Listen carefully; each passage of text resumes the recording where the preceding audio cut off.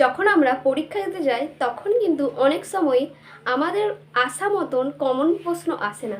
ধরো তোমার 90% question uncommon এসেছে, এবার তুমি কি করবে?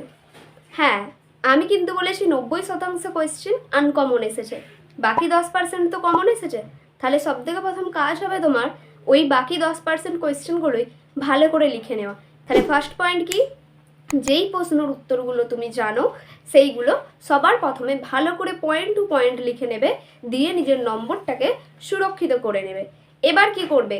যেগুলো জানো সেগুলো তো লিখে নিলে, এবার 90% যে কোয়েশ্চেন যেগুলো তুমি জানো না সেইগুলোর জন্য কি করবে? সেইগুলোর জন্য সব থেকে প্রথমেই ঘাবড়ে যাবে না।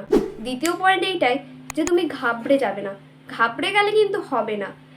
মাথা ঠান্ডা করো, ডিপ ব্রিদিং করো, তার সাথে একটু জলও খেয়ে নাও, দিয়ে শান্ত হয়ে যাও একদম। থার্ড পয়েন্টে তুমি কিন্তু যেই কোশ্চেনগুলো দেখবে পড়ে একটু একটু পারবে, একদম পুরোটাই পারবে না কিন্তু একটু একটু মনে হচ্ছে লিখতে পারবে, সেই কোয়েশ্চেনগুলো লিখে নেবে। তাহলে আমাদের থার্ড পয়েন্টে কিন্তু যেই প্রশ্নগুলো মনে হচ্ছে তুমি পারবে সেইগুলোও কিন্তু লিখে নেবে। তারপরে fourth point, diagram, definition, example, এইগুলো কিন্তু সব অ্যাড করার চেষ্টা করবে। উদাহরণ দেখে কিন্তু নাম্বার ভালো দেয় প্রফেসররা, তো এই জিনিসগুলো মাথায় রাখবে। ফিফথ পয়েন্ট কি? ফিফথ পয়েন্টে যেটা তুমি করবে সব থেকে আগে কিওয়ার্ড দ্বারা লেখা স্টার্ট করবে। কিওয়ার্ড অর্থাৎ পয়েন্ট টু পয়েন্ট লিখবে, হেডিং করবে ভালো করে। হেডিংয়ের ওপর কিন্তু তোমার নাম্বার অনেকটা ভ্যারি করছে, তাই ভালো করে হেডিং করে তারপরে কিন্তু লিখবে। সিক্স পয়েন্টে তুমি কি করবে?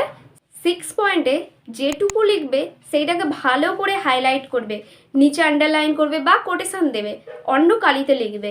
পেনের কালি বিভিন্ন রকমের ইউজ করবে, কিন্তু হাইলাইট করলে সেই জিনিসটা প্রফেসরদের নজরে সব থেকে প্রথমে আসে। প্রফেসর হোক বা টিচার যেই হোক, তাদের নজর কেড়ে নেয়। এই কারণে হাইলাইট করবে যেইটুকুন লিখবে। 7 পয়েন্টটি হলো টাইম ম্যানেজ করবে। অবশ্যই যেই প্রশ্নগুলো কঠিন লাগছে তোমার কাছে সেই প্রশ্নগুলোই বেশি সময় দিয়ে লিখতে যেও না।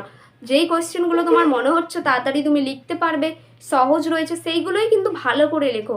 কঠিন প্রশ্নে একদম সময় নষ্ট করতে যেও না। আর সব থেকে ইম্পর্টেন্ট এই পয়েন্টটা, 8 নম্বর পয়েন্টটা, নিজের ভাষায় লেখার চেষ্টা করবে। হ্যাঁ, ঠিকই বলছি। স্যারেরা কিন্তু মুখস্থ দেখতে চায় না, স্যারেরা দেখতে চায় তুমি কতটুকু বুঝেছো, তুমি কতটুকু বুঝে লিখেছো। এই জিনিসটা নিজের মতো করে বানিয়ে সব কিছু লেখার চেষ্টা করবে।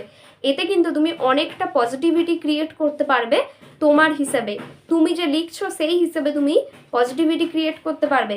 এক্ষেত্রে কিন্তু তোমার নাম্বার অনেকটাই বেড়ে যাওয়ার সম্ভাবনা রয়েছে। তাই অবশ্যই নিজের ভাষাতে লিখবে। এবার তো আমি বললাম কি কি করা উচিত এতক্ষণ ধরে, কি কি করা উচিত নয়, এবার আমি সেইগুলো বলবো। একদমই এগুলোকে রেড ক্রস করে দিতে হবে। ফার্স্ট কি? খালি পেপার জমা দেওয়া। এই জিনিসটা মোটেই করবে না। খালি পেপার কিন্তু কখনো জমা দেবে না, কিছু না কিছু হলেও লিখে নিয়ে আসবে। সেই বিষয়টা, যেই বিষয়ে কোয়েশ্চেন দিয়েছে সেই বিষয়ে যা জানো তাই লিখে দিয়ে আসবে। তবু কিন্তু খালি পেপার জমা দেবে না। স্যারেরাও কিন্তু চাই তোমাকে নাম্বার দিতে, বাট তুমি যদি কিছু নাই লেখো তাহলে তোমাকে কোথা থেকে নাম্বার দেবে? তাই অবশ্যই কিছু না পারলেও যে কিছু জানবে, যতটা জানবে সেইটাই কিন্তু লিখে দিয়ে আসবে। সেকেন্ড পয়েন্ট যেটা করবে না সেটা হলো একেবারে অপ্রাসঙ্গিক কিছু লিখে আসবে না।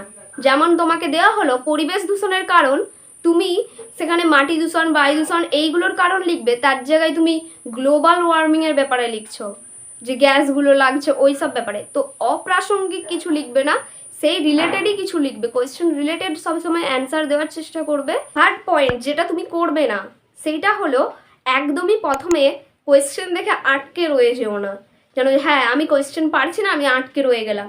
এইটা কিন্তু করবে না। কোনো কঠিন প্রশ্নে তুমি আটকে থাকবে না। সব থেকে প্রথমেই তুমি সহজ প্রশ্নগুলো অ্যাটেন্ড করবে, তারপরে আস্তে আস্তে তুমি কঠিন প্রশ্নের দিকে যাবে। প্রথমেই কঠিন প্রশ্ন অ্যাটেন্ড করতে যেও না, সেক্ষেত্রে কিন্তু তোমার মনোবলও ভেঙে যাবে, তোমার ইচ্ছেও কমে যাবে, করার চেষ্টা করতে পারবে না তুমি। আর সব থেকে যেই জিনিসটা ইম্পর্টেন্ট, যেই জিনিসটা একদমই করবে না সেইটা হলো সব প্রশ্ন অ্যাটেন্ড না করা। তুমি কিন্তু সব প্রশ্নই অ্যাটেন্ড করে আসবে, একটাও ছেড়ে আসবে না। তুমি কিন্তু যদি প্রশ্ন অ্যাটেন্ড করে আসো তাহলে 1 নাম্বার হলেও পাবে, আর যদি তুমি একটাও যদি না অ্যাটেন্ড করো ভালো করে, বা তুমি ছেড়ে দিয়ে চলে আসো কোনো কোয়েশ্চেন, সেক্ষেত্রে কিন্তু তোমার নাম্বার কিন্তু বাড়ার কোনো সম্ভাবনা থাকবে না।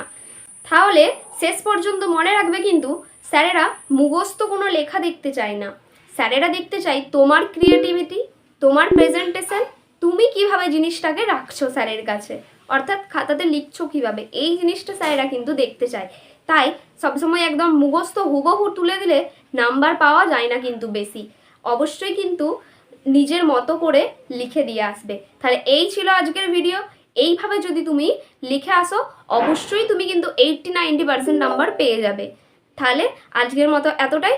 যদি ভিডিওটা ভালো লেগে থাকে অবশ্যই লাইক, শেয়ার অ্যান্ড কমেন্ট করে জানিও। দেখা হচ্ছে পরবর্তী ভিডিওতে।